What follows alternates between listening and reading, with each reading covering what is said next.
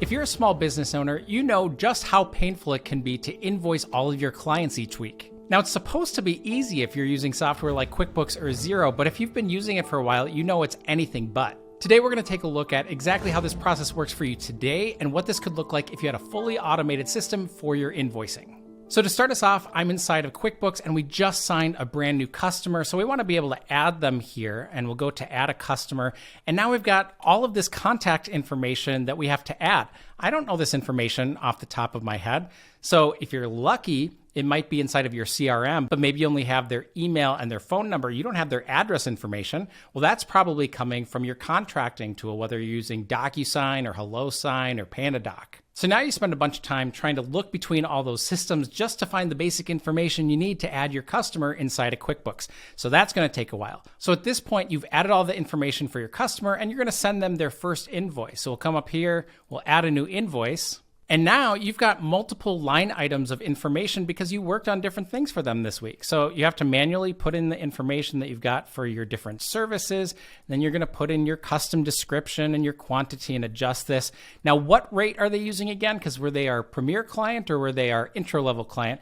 Okay, now I have to look up information about their rate to be able to add that. And oh yeah, payment terms. I forget, did we negotiate on this? Are they net 30 or was it actually net 15 or net 60?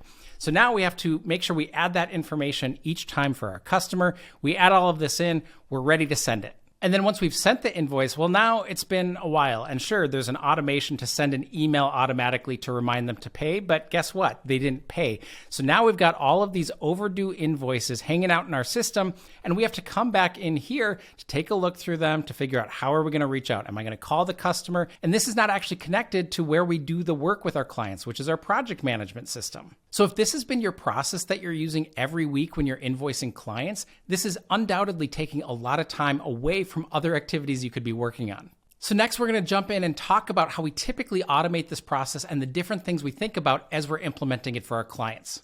But first, if you're a small business owner and you're looking to save money and scale your operations through automation, we have a dedicated training that we're giving away for free with the link in the comments below. Okay, so let's talk about how we'd go about automating these processes. I'm going to be using a couple tools. One's called SmartSuite. Another one is going to be PandaDoc, but you could be using different systems like Asana and DocuSign. So to solve for the first problem of making sure that we have all of the updated information about our customer, what I typically recommend is that we either have an onboarding step where we have a form and we're collecting information directly from our client, or we're capturing it from the agreement itself.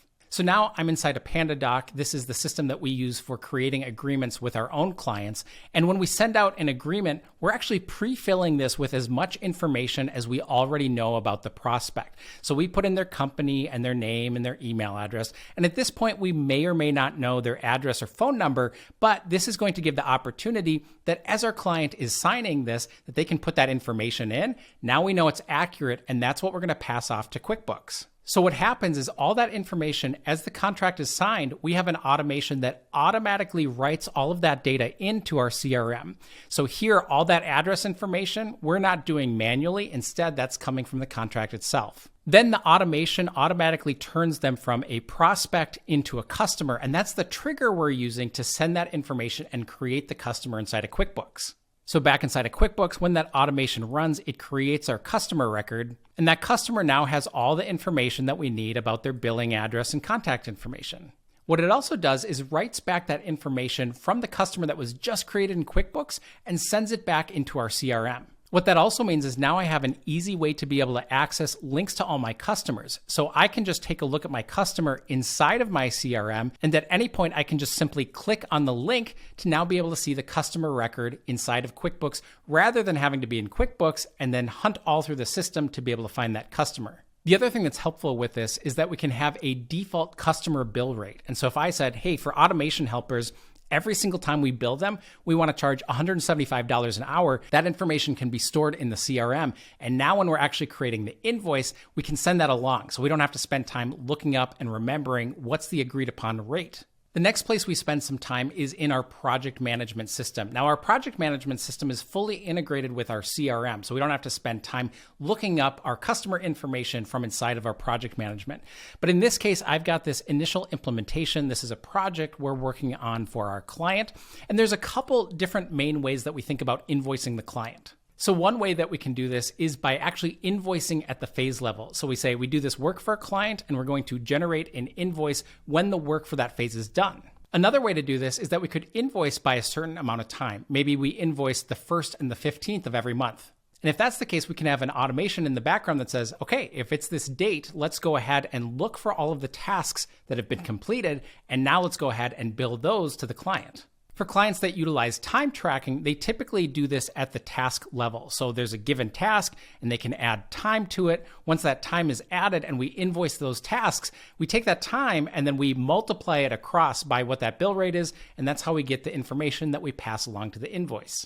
So now if we're invoicing by a phase and we have a couple of tasks linked to this phase, we click the button to generate the invoice. And the first thing it's going to do is create the invoice in the background inside of our actual CRM or project management tool. This then gives us the opportunity to be able to actually review the invoice before we send it into QuickBooks. QuickBooks is just the final stop where all that information is coming together and we're actually issuing and sending that out to the customer.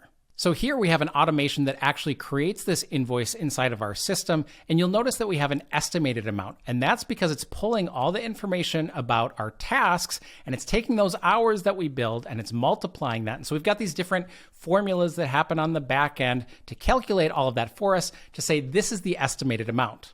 Now we know there's always special cases and ways to be able to update this and make changes. So one of those scenarios might be, well, what if instead of going by task-based for this first build, what if instead we wanted to be able to have a flat rate? And so instead of having this automation that totals up these tasks for $26.25, what if we just agreed to the client that this is going to be $2,000 as a flat rate for that phase? We head over back to our invoice and we can see that estimated amount automatically updates to go based off of that rather than totaling up the tasks. Now, the next step of actually creating the invoice in QuickBooks, there's a couple different ways to get there. Some clients we work with want one button. They say, I'm going to review manually each of those invoices before we send them out inside of the project management system.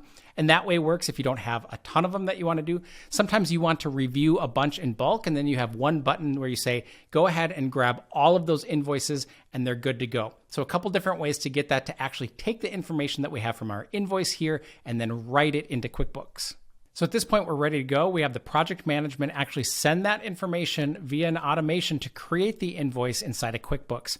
So here, again, remember, this data comes from different places. We've got our customer. This comes from our account or customer object, and that pulls in the information like the payment terms. Then we also have a billing contact on file. That's the individual that we're sending this to, and we're going to send it to their contact information that we have for this account.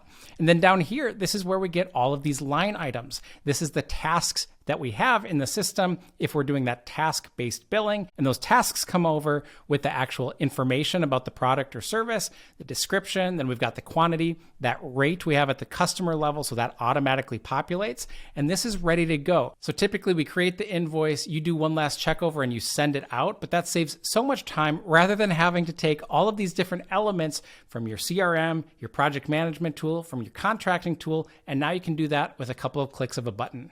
So the last thing that we do here is that we have an automation that listens to any status changes. So when those payments are made, now automatically the system's going to update this and say, great, this has been paid, and you can keep track of your different clients that way without having to constantly be logging into QuickBooks.